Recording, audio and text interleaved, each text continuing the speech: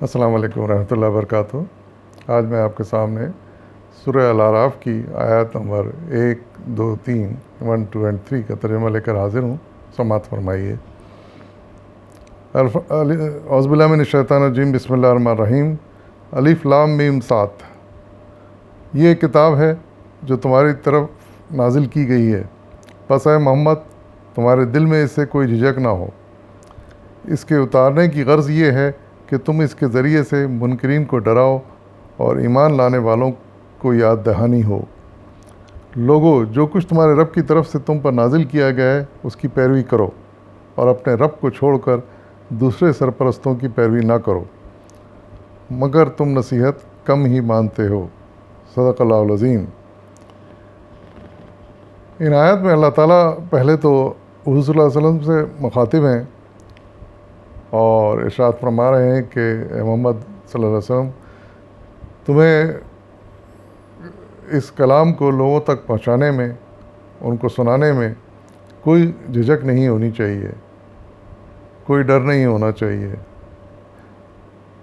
اور اس کی کچھ وضاحت اس جھجک کے بارے میں مولانا سید ابوالعلا مودودی صاحب نے فرمائی ہے۔ آپ لکھتے ہیں، یعنی بغیر کسی جھجک اور خوف کے اسے لوگوں تک پہنچا دو اور اس بات کی کچھ پرواہ نہ کرو کہ مخالفین اس کا کیسا استقبال کریں گے۔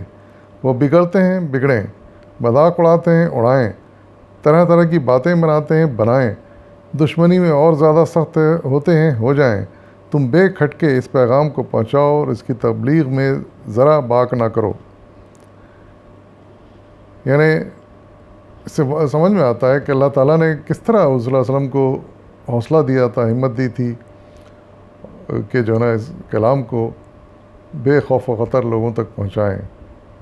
اور یہی وجہ ہے کہ حضور صلی اللہ علیہ وسلم نے یہی کام کیا اور بلا خوف و خطر بے جھجک لوگوں تک کلام پہنچایا۔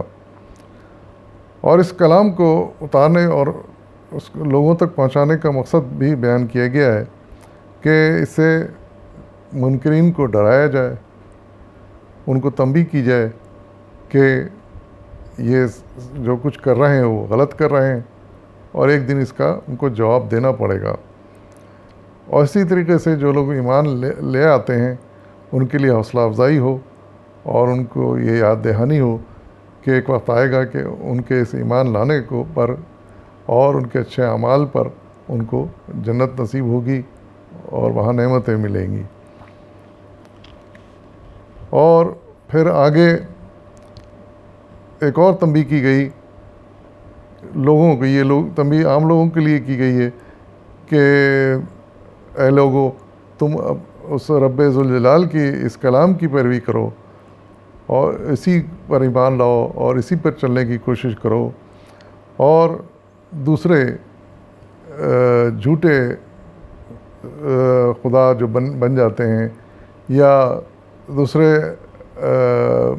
ایسے لوگ جو انسان کی رہنمائی کا دعویٰ کرتے ہیں، ان کو اس سرپرستی کو قبول نہ کرو، ان کی باتوں میں نہ آؤ، صرف اپنے پروردگار کی، اپنے خالق کی پیروی کرو جو اس کلام کے ذریعے تم تک پہنچائی گئی ہے۔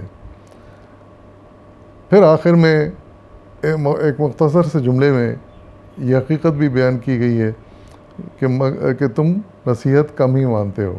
یہ حقیقت ہے کہ پیغمبروں نے شروع سے بے مثال جدوجہد کی، اپنی زندگیاں لگا دیں، لیکن اس کے نتیجے میں اکثریت نے ان کے پیغام کو نہ سمجھا نہ مانا۔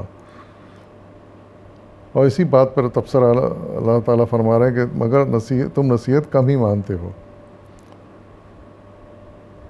تو